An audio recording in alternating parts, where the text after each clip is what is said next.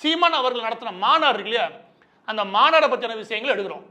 அதில் வந்த போலீஸ் ஆஃபீஸர்லேருந்து எல்லா பேர்ட்டையும் என்கொயரி பண்ணும்போது எந்த தொந்தரவும் கிடையாது. வந்து இங்கே இந்த மாநாடை பொறுத்த வரைக்கும் எது இவர் நடத்துகிற கான்ஃபரன்ஸில் அதில் உயிரே போச்சு போலீஸ்க்கு. ஓகே, இங்கே போன போலீஸ் தான் முதல் முறையாக சில மாநாடு கவனிக்கலாம். இந்த அளவுக்கு ஏறக்குறைய அவரும் கூட்டம் கம்மியான கூட்டல, ஏறக்குறைய 6 to 7 லட்சம் பேரை கூட்டியிருக்காரு திருச்சியில் யார் சீமான் அவர்கள்.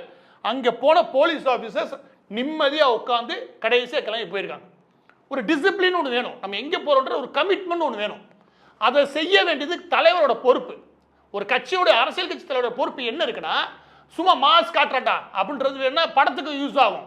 மக்களுக்கு என்ன தேவை அப்படின்னா, அரசியனால மக்களுக்கு தேவையானது. மக்களுக்கு என்ன தேவைன்னா இது. அந்த வகையில் நாம் தமிழர் கட்சிக்கு இந்த விஷயத்தில் நான் 10க்கு 9 மார்க் கொடுப்பேன். சில பேரை தவிர பெரும்பாலான பேர் நீங்கள் இது இங்கே வந்து சேர்றது மட்டும் தான் நீங்கள் பார்க்குறீங்க. ட்ரெயின் வழியாக வந்திருக்காங்க, பஸ் வழியாக வந்திருக்காங்க, பஸ்ஸில் போய் உள்ளே கூட நிப்பாட்டியிருக்கானுங்க, உள்ளே போய் 2 வீலரை நிப்பாட்டியிருக்காங்க. எல்லா இடங்கள்லையுமே ஒரு கமிட்மெண்ட் இருக்குது, ஒரு டிசிப்ளின் நிச்சயமாக இருக்குது. இறக்கி விட்டாலும் குடுக்குன்னு ஓடுறதில்ல, அந்த பஸ்ஸை கொண்டு நிறுத்துறதாகட்டும் திரும்ப எடுத்துகிட்டு போகிறதாகட்டும், இது எல்லாத்துலேயுமே நான் கவனிக்கிறேன். அது எல்லாத்துலேயுமே நம்ம பாராட்டணும். பிடிக்குதோ பிடிக்கலையோ நாம் தமிழர் கட்சியை அந்த இடத்துல நம்ம பாராட்டி தான் ஆகணும். ஒரு மாநாடு அழகாக நடத்தி முடித்தாங்க. அதில் எல்லா பேருமே பொறுப்போடு செயல்பட்டாங்க. அதுக்கு அடுத்து என்ன அப்படின்னா, இதில் கம்யூனிகேஷன் ஒன்று இருக்குது. இந்த கம்யூனிகேஷன்றது நீங்கள் ஒரு வேலைக்கு போகிறதுக்கு மட்டும் கிடையாது. ஒரு அரசியலை புரிஞ்சுக்கிட்டீங்கன்னா உங்களுக்கு அது என்னன்ற தன்மை புரியும். அதுலேருந்து உங்களுக்கு தொடர்பு கொள்ளக்கூடிய விஷயம் இருக்கு இல்லையா, இதை நாங்கள் எப்படி வெளிப்படுத்துவோம்னு அந்த விஷயமும் புரியும். நாம் தமிழர் கட்சியை பொறுத்த வரைக்கும் இடுபாவனம் கார்த்திகில் ஆரம்பித்து இந்த பெண்மணி வரைக்கும் எல்லா பேரும் பேச்சாளர்கள், நட்சத்திர பேச்சாளர்கள்.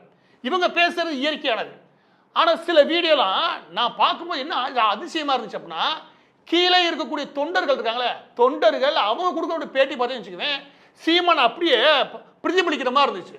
அப்போ உள்வாங்கிற விஷயம் ஒன்று இருக்கு இல்லையா, அந்த விஷயத்தை உள்வாங்கி உள்ள நிற்கிறாங்க, அதை சரியாக தொடர்பு கொள்கிறாங்க. நம்ம ஒரு விஷயத்தை சொன்னோம்னா அந்த விஷயத்தை புரியுது, அதுக்கு பதில் கரெக்டாக கொடுக்குறாங்க. நம்ம என்ன கேள்வி கேட்குறோம், இல்லாட்டி பத்திரிகையாளர் என்ன கேள்வி கேட்குறாங்க, அதுக்கு என்ன பதில் சொல்லணும். இது எல்லாம் நான் சொல்கிறேன் அப்படின்னா வெறும் பத்திரிகையாளர் மட்டும் கிடையாது.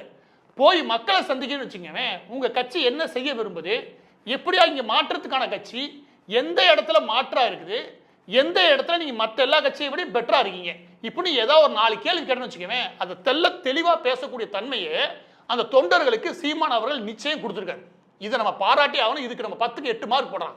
ஆனால் இன்னொரு பக்கத்து வந்த தொண்டர்கள் யாரு, தமிழக வெற்றி கழகம் விஜய் அவர்களுடைய தொண்டர்கள் எல்லா பேட்டியுமே அனைத்து பேட்டியுமே பார்த்தாச்சு. எல்லா பேட்டியும் பார்த்தா அவங்களுடைய பேச்சாளர்கள் ஒரு 2 பேர் இருக்கான்னு வச்சுக்கோங்க. அதில் ஒருத்தனா எனக்கு தெரிஞ்சு முன்னாடி திமுகவுக்கு பேசிக்கிருந்தான், அவெல்லாம் எல்லா மேடையிலும் காசு